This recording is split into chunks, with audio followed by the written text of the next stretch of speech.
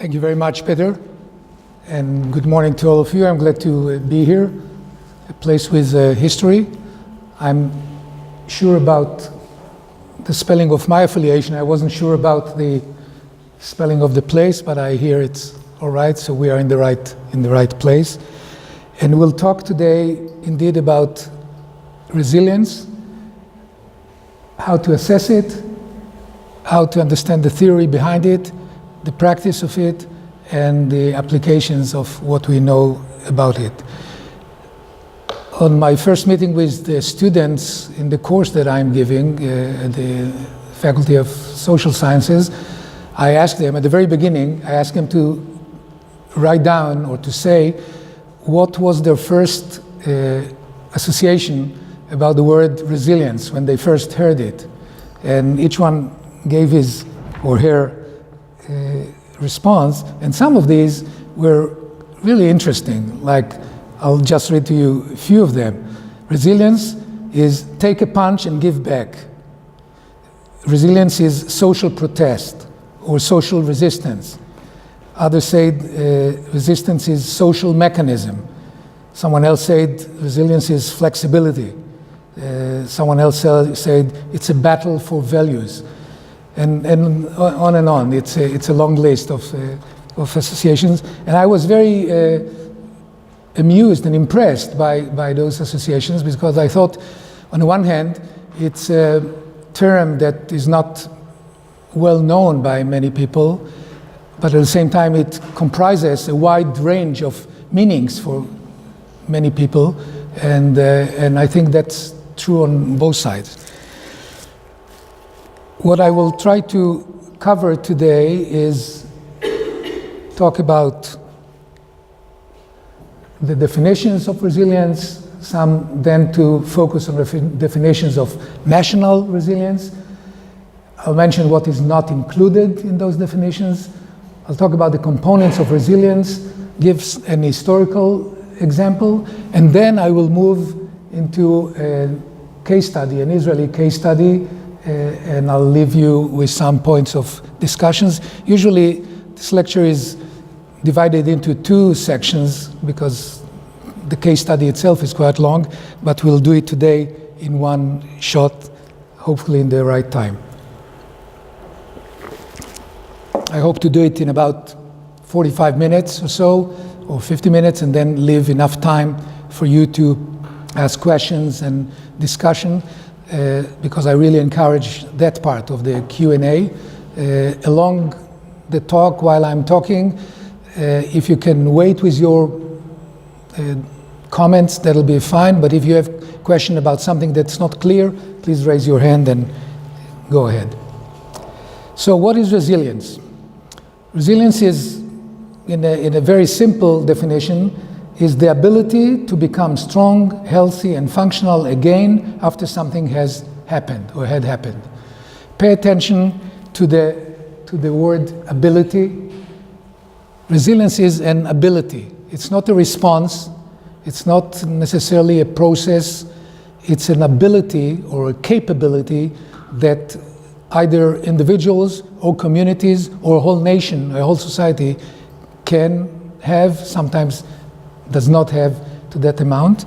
And it has to do with something bad that happens, and there are many kinds of bad things that can happen, whether they are man-made disasters like wars, terrorism, and so on, or natural-made earthquakes, tsunamis, fires, and things like that. And resilience focuses on becoming strong, healthy, and functional again after that something bad happens.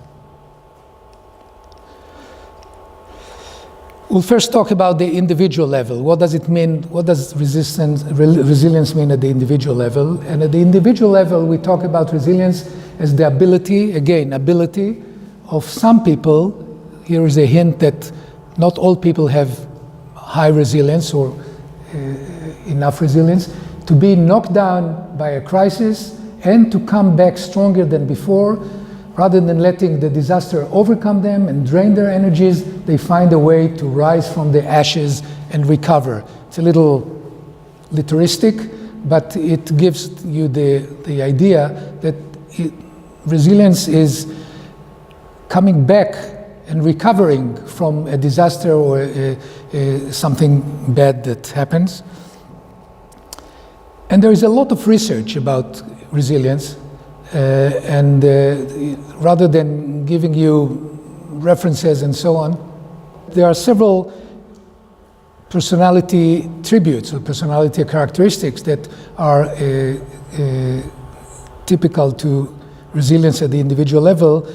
One of them is a positive attitude to life. Considering life as something worthwhile living for and having the strive to live on. It has a lot to do with optimism. Optimistic people are more resilient than pessimistic ones. It has to do with the ability to regulate emotions in the sense that even when you are frightened or angry or anxious, you can somehow control those feelings, those emotions, and not letting them overcome you. So in a way, it's the ability to regulate your emotions rather than letting them overburst and control you. And finally, it's the ability to see failures as a form of hopeful feedback. You learn from your experiences. You learn from the failure. You learn from the lessons. You have lessons from what you have gone through. So this is at the individual level, and again, yesterday at the class, I showed the students some movies, especially of elder people, in some case a woman that went through a concentration camp in Second World War in Theresienstadt, not too far from here, and how in spite of the terrible thing that happened to her, she maintains optimism and believes in life and holds on to life and finds much meaning in music, in art, in relationship with other people and so on.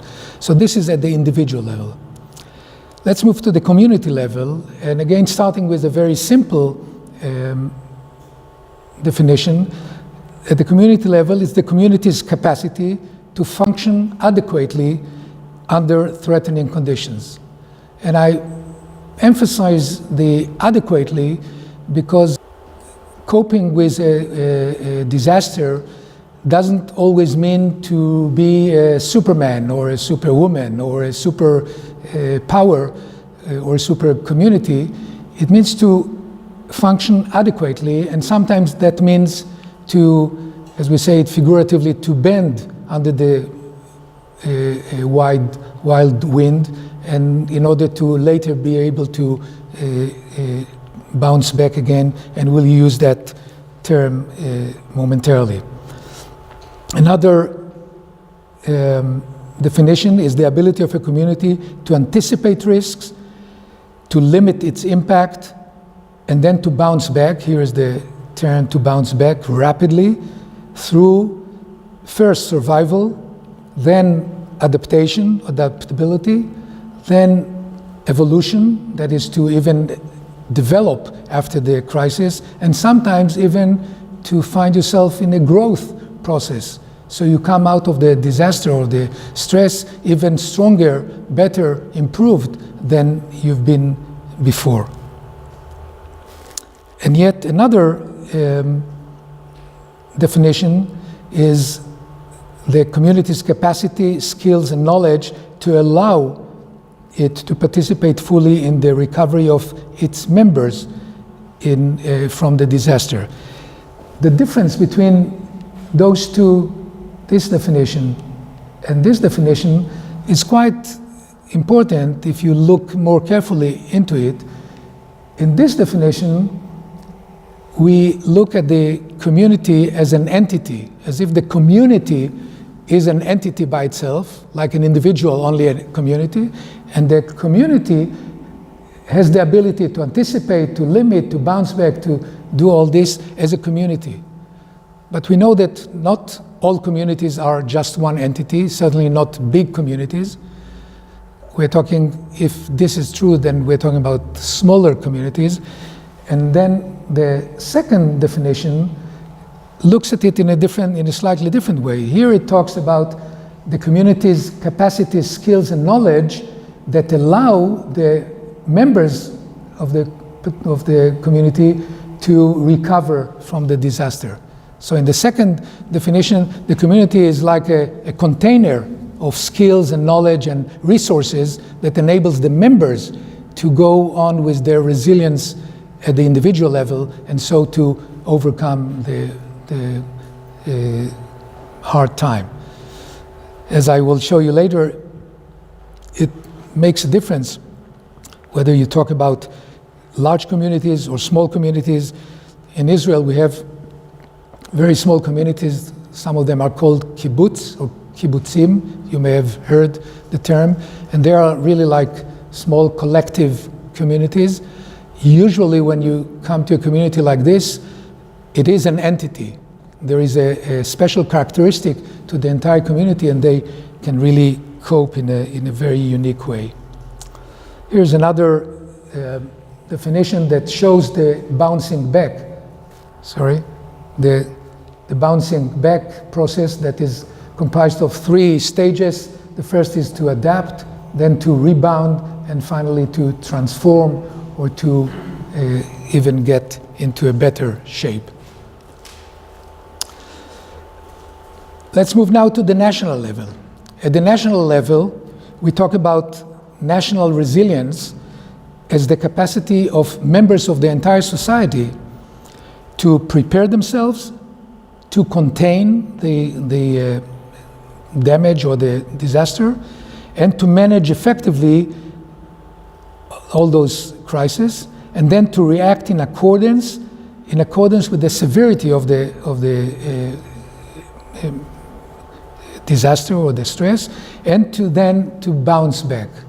Again, you see the whole cycle of first containing, or even before that, preparing to, containing, and then overcoming. But the term to react in accordance is an important one, because as you will see, this is the metaphor of reacting in accordance. Sometimes reacting in accordance means to bend rather than stay straight. As you know, Mendel's place is a good place perhaps to use metaphors from biology. There are trees that are very straight, but in a storm, because they cannot bend, they just break and fall. While other trees, like this one, can bend, let the storm pass, and then they recover again. That's, in a way, resilience. Now, what is not included in resilience, at least in the way I talk about it? There are 3 aspects that I'm not going to talk about it. First is the economic resilience. There is also economic resilience, and that has to do with the national budget, with the GDP, with unemployment, with the national debt, and so on. I guess there are some economist students here. Are there economist doctoral students? Yes. So you know, you can talk a lot about economic resilience of a state, of a nation, using these and other terms.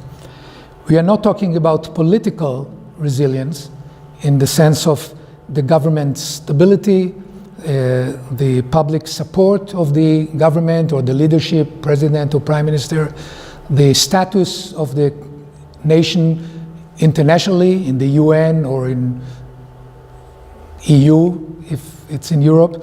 These are all political aspects that maintain or dictate the political resilience of a country. And then there is a military resilience, and this is the military power of a nation. I'm not talking about all those 3. I'm focusing on the social resilience, the one that deals with the behavior of the individuals. And so the national social resilience, with the emphasis on the social, is part of the national strengths. The national strengths includes all the others, the economic, the political, the military, and so on.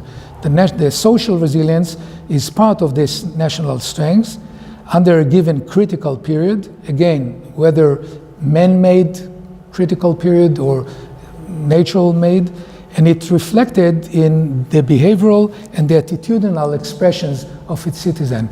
I want you to pay attention to these two aspects, the behavioral and the attitudinal. In recent times, usually when researchers try to assess resilience, they focused only on the attitudes. They ran surveys and they asked people on the surveys, how do you feel, how do you cope, how do you adapt to the situation, and so on. I believe, and many researchers among my colleagues believe, that there are ways also to assess the behavior of people that shows their resilience during difficult times.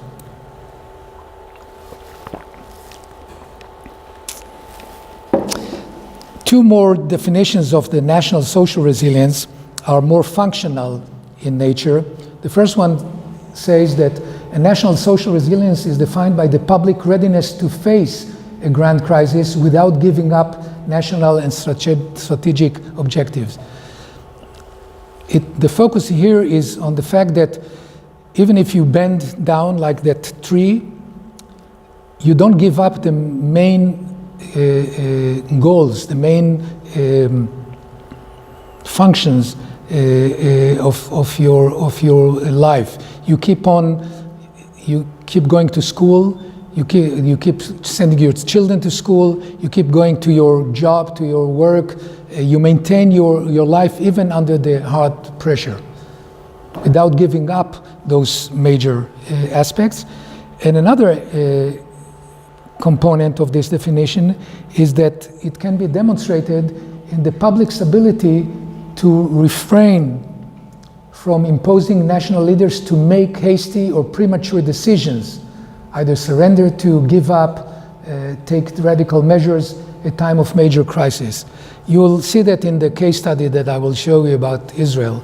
But sometimes the leadership of a country is affected by the reactions of the society in terms of demonstrations, riots, panics, and things like that. And resilience, in a way, is also the ability of the society to restrain or to avoid those strong reactions, so that the leadership does not have to make sometimes irrational decisions or radical decisions and so on. That's an interesting aspect of the influence of the society on the leadership rather than the leadership on the society, because that way we will talk later. Now, there is a lot of research, not a lot, but there is some research about the components of resilience at the national level. It's not easy to measure or to assess resilience at the national level. This is a work that was done by a colleague of mine. His name is Eyal Levin, and he wrote a book in 2012 about national resilience during war. I strongly recommend that you look at the book, especially those among you who are interested in history, political sciences, international relationships, and so on, because what Professor Levin did, he compared several countries, Czechoslovakia included, as you will see in a minute, during the war, the Second World War, and then analyzed them by components of resilience. So first of all, he tried to come up with the components of resilience at the national level, and he ended up with 5 components. The first one is the leadership. According to his analysis, a major factor in the national resilience, in the national ability of resilience, has to do with its leadership. Usually charismatic leaders add to national resilience. And the 3 figures that he used as an examples are Mannerheim in Finland. He was the chief military leader during the Winter War at the beginning of the Second World War. he uses Churchill in Great Britain and Stalin in Russia. He looks at each one of them as being charismatic and influencing the people during the war in terms of adding or helping the resilience of the nation. Churchill's speeches about blood, sweat, and tears, and we will fight in the shores and in the land and in the sea and all of that, and so is the other. I allowed myself to add a few names from the Czechoslovak history. I'm not sure if I'm right here, so I'm daring to propose a few names, but these are the names that even people outside of Czechoslovakia are familiar with: Beneš, Thomas Masaryk, Václav Havel, perhaps Dubček, at different times of the Czechoslovakia history.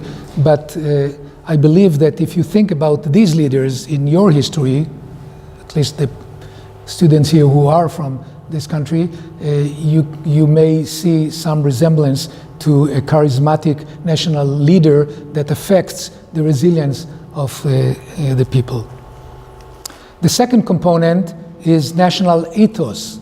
National ethos is something that you carry along the history of your country, and it has to do with the shared values of the society, with common sense of common destiny, a unified national destiny, and so on. In a way, it also refers to the amount of cohesion and unity that the country has. As we will see later, the researcher here thinks that one of the weak points of Czechoslovakia during the war was the fact that it was not comprised of just one entity, but it had the minorities, the German, the Hungarian, the Czechs, the Slovaks, not minorities, but different ethnic groups, and that was not a strong component of resilience in this country. We will see it momentarily. The third component is a collective fear. There has to be a sense of threat or a perception of threat that you have to cope with to the level that it really threatens the mere existence of the state. In Israel, especially in the first decades after its establishment in 1948, there were many years where the people of Israel felt a constant fear for the sheer existence of the state, that it may not stay, it may not remain as an independent state for a while. That's a collective fear, but this has to go along with the fourth component, which is an enthusiasm or willingness or strong willingness to fight for that. So you're not only afraid or threatened, but you're also willing to fight for your survival, for your security, even to the point of sacrificing your life, giving your life, sacrificing yourself and your family, and so on. And finally, there is the component that he calls a collective hope and optimism. So together with the willingness and the enthusiasm to fight and to sacrifice a lot, there is a hope that we will win at the end. And as I mentioned earlier, Churchill, as for one, made a lot of emphasis on the fact that, yes, there will be blood and tears and sweat, but there will also be victory. And he kept using this symbol of victory again and again as a sign of collective hope and optimism. So then Professor Reuven went to study those countries that participated in the Second World War and to analyze them according to these components. And he made a comparison between 5 nations on the one hand that were defeated or conquered or occupied, and among them, as I said, Czechoslovakia, Poland, Norway, Belgium, and France, and compared them to 3 nations that came out victorious of the war: Finland for one, the United Kingdom, and the Soviet Union. And then he analyzed each one of the 5 components in these countries. And not surprising, he found that the 5 that were defeated or conquered missed either 1 or 2 or 3 or all 5 of those components, while the other 3, Finland, United Kingdom, and the Soviet Union, had high ranks or high levels of those 5 components. And so he concluded that the difference between the 5 and the 3 was indeed in the national social resilience of those countries. Now, I guess the example here, or the analysis here, may raise lots of questions and perhaps even some critiques. Indeed, there were some critiques, but nevertheless, it shows an example of how you can analyze countries or nations at the national level and show levels of resilience and then connect them with victory or loss in wars. So we may conclude that in order for a nation to sustain serious crisis, it must have social resilience at the national level. Quite an obvious conclusion here. That the national social resilience does not necessarily mean unbending or not changing. Rather, it means to withstand, to manage, and then to bounce back. To withstand or to bend.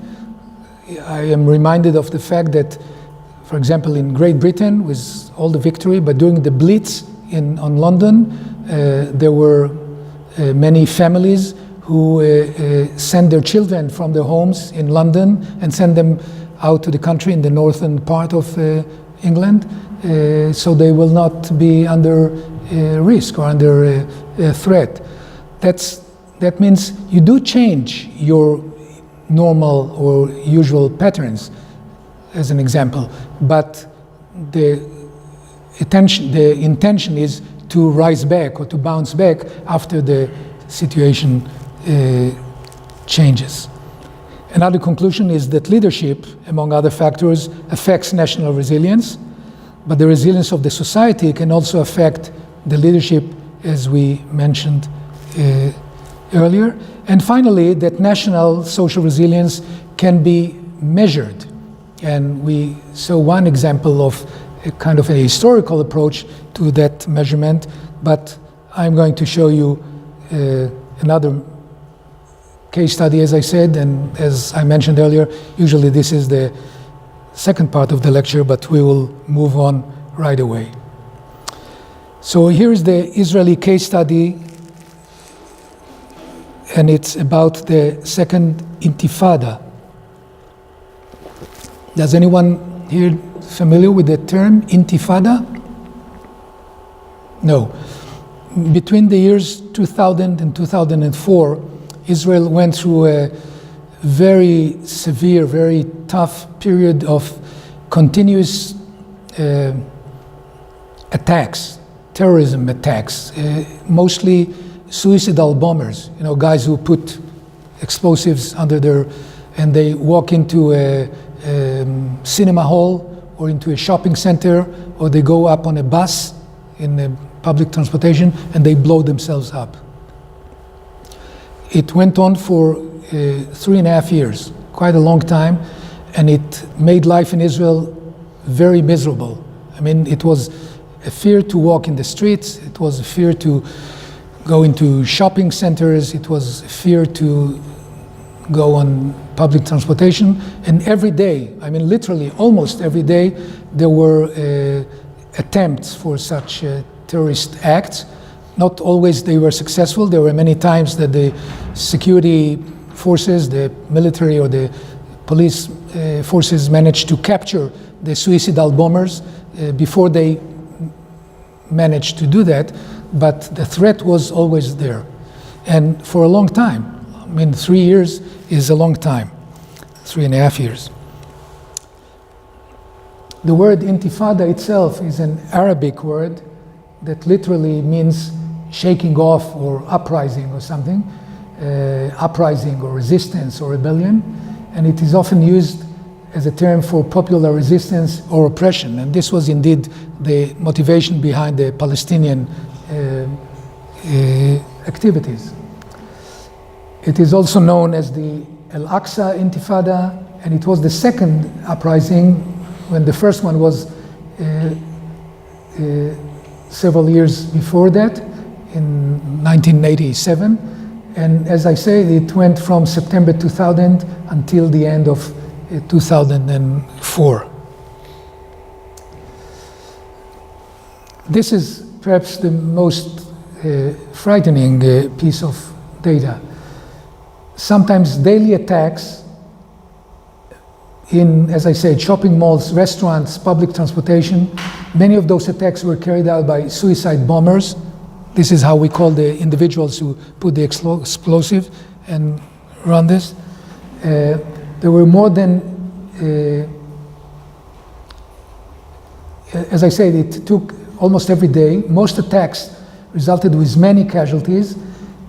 For example, in 1 month, in the spring of 2002, March of 2000, in 1 month, there were more than 100 casualties killed in such attacks. In 1 month, 130. There was one case where 40 people who were gathered in a party in a hotel were blown up. That's a hotel park in Netanya. 30 civilians were killed, but many of them died later on. And overall, the total death total came up to 1,100 casualties, including some foreigners, while on the Palestinian side, there was also a high toll of more than 2,000 deaths, many of which are the suicidal bombers themselves who killed themselves in this action. Now, at that point, and let me share with you some personal experience, because at that time, during the year of 2001 and 2, 3 years, I served in Israel. I don't know if anybody, if you were provided with my CV, did they? No. So I may say a little bit about myself. I'm a psychologist by training. At my psychology studies at the Hebrew University in Jerusalem, and my PhD is from UC Berkeley in the United States. But most of my work as a psychologist was not on an individual base, but at a national level, you may say. I was the chief psychologist of the Israeli military, and I also had several national positions in the government, but these were like episodes. Most of my work is academic work in research and so on. But in those years, between 2000 and 2004, I served as the deputy for the National Security Council in Israel. The prime minister at that time was Mr. Ariel Sharon, who was considered to be a tough leader, certainly a charismatic leader, had a bad reputation in the past, but he quite went through a transformation and became a more tolerant leader. And one day I was asked to his office, and he turned to me and he said, "You're my psychologist." He used to call me, "You're my psychologist." He said, "Can you tell me how long can the Israeli society sustain these daily events? How long can they go on with their normal life with all this bombing and killing and episodes in the streets?" I said, "Mr. Prime Minister, you're talking about resilience. You're talking about the resilience of the society. You're asking how resilient is the Israeli society." He said, "Fine, we'll call it whatever you want, but can you tell me how long can they sustain it?" And I asked him, "Why is it important for you to know?" He said, "Because I don't want to make he used the word hasty decisions, like open and total and all-out war against the Palestinians, with airplanes and tanks and divisions, because this is not the kind of response that will stop it. But there is a pressure from the people to do something. Or, on the other hand, I'm afraid that one day we will find that thousands of Israelis are taking their baggages, they go to Ben Gurion airport and they leave the country and just don't want to live here. These are the things that concern me, and that's why I want to know how long can we continue with our restrained policy, because it really was the restrained policy at that time. So I said there is a way to measure it or to assess it, and I can come back to you with a response in a short time, 2 weeks. And that's what we did, and this is what actually started this study. The data I collected at that time had to do with the year and a half that was before, since the Intifada started, but later on, after I finished this position, I completed the study and continued it throughout the whole period. You will see soon what I mean. It was a cross-section of 3 dimensions. The first one was just the database of the threat or of the danger. And since I was in the Security Council, National Security Council, I had access to the daily events. So I could collect the number of terror attacks, the total numbers, the suicidal attacks, the number of casualties, every day or every week.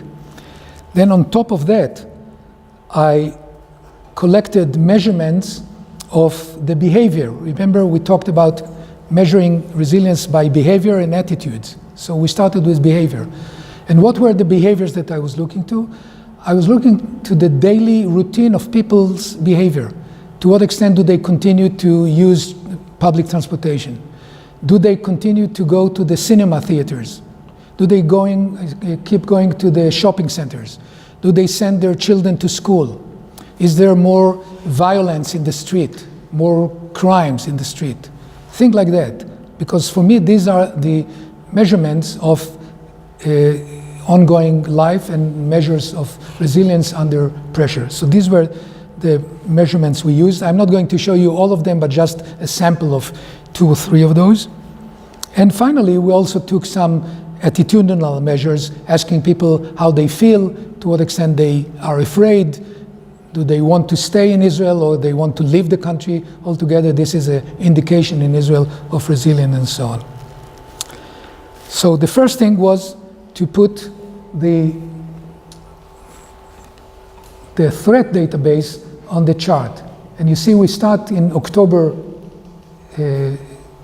2000, and I came in around this time, in February of 2002, but as I said later on, I collected data later, so I have the whole period from October 2000 to December 2003.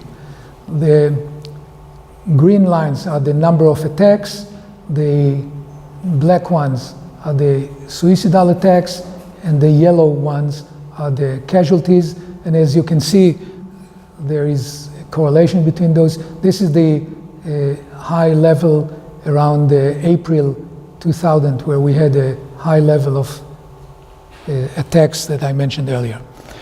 Now, on top of this, I put every time another measurements of the behavior that I collected. Here is an example of one measure. That's hotline calls. We have in Israel, you probably have it here, a telephone number. There are many telephone numbers that you can call if you feel distressed and you need support. And there are professionals, mental health professionals, who sit on the telephones on the other end and they respond to this. Usually the number of calls to these hotlines is an indication of how stressed people are. And as you can see at the beginning, I don't have here the baseline. Baseline means the average, but the baseline is very low usually. At the first months or 2 months, there were high numbers, but then it went back to almost normal way. In the spring of 2002, it went up again, but then down again, up and down and up again. In a way, this is a kind of a bouncing back that we talked about earlier. The next one is even a better example, and this is the number of people who attended cinema theaters. And again, you can see that every time after an attack, there is a drop in the numbers, but then there are a few days of quiet. People go back until the next time, go down, up again, down and up and down again, and on and on and on.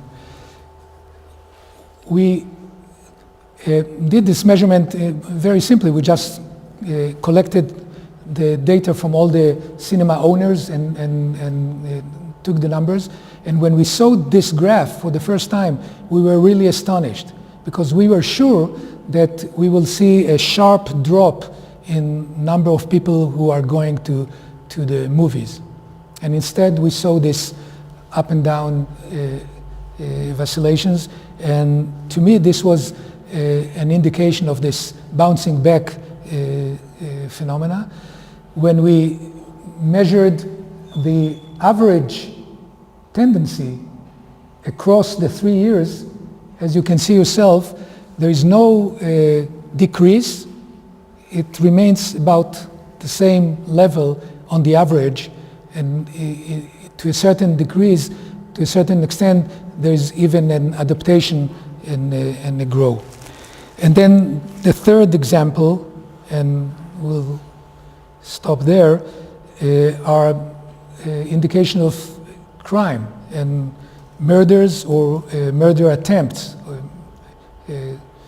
attempts to murder along to this time, because we usually know that in times of war or terrorism or distress, the level of crime goes up. And once again, there are some ups and downs. There was a significant increase again in the fall of 2002, but it went down again, ups and downs, ups and downs. So overall, we saw the same pattern in different behavior. And the same thing happened when we looked at, as I said, going to shopping centers, using public transportation and things like that. Now the next step was to look at some attitudinal measures, and we used some surveys, and we compared them to previous surveys in previous years so we can make the comparisons. I'm not going to elaborate it too much, but here's an example about the question of well-being. The question was very simple. How well do you feel these days? And then we asked, how did you feel in the past and how do you feel about the future? But in the same level. And in previous years, starting from 95 until 2000, it was basically straight. When the Intifada started, there was a drop. But then after a while, toward the end of 2003, there was a rise again to the same level as it was before, as you can see. And even the evaluation of the present came back to the same level as it was before.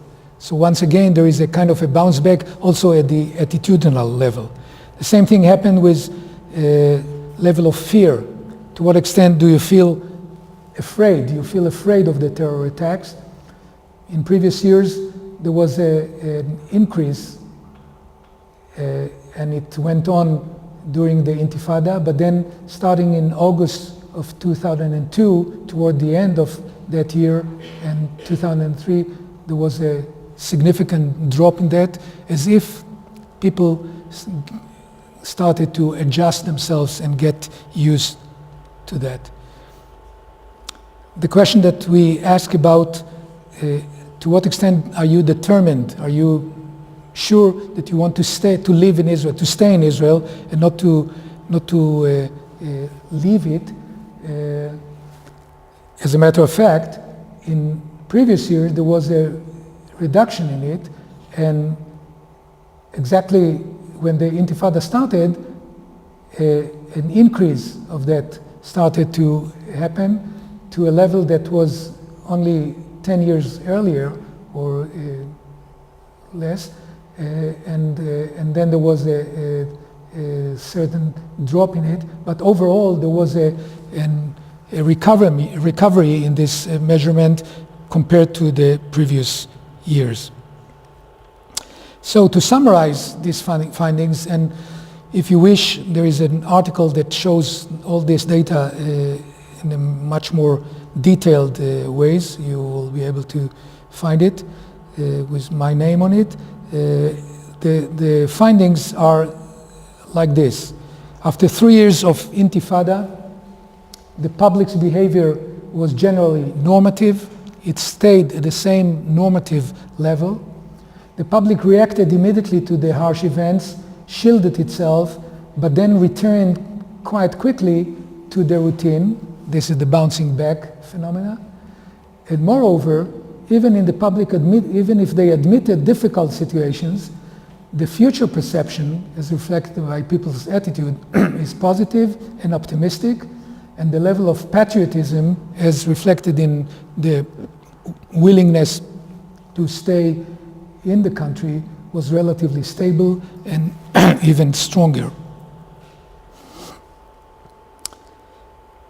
The public also demonstrated readiness to face a prolonged crisis without giving up on the national objectives, or at least a normal life. Because if you continue to go to work, to send your children to school, to go to the cinema theaters, to go to shopping center, that means that you stick to your objective, to your normal life, and you don't give up on that. And as such, the public enabled the political leadership to pursue the decision-making and to refrain from imposing national leaders to make hasty or premature decisions.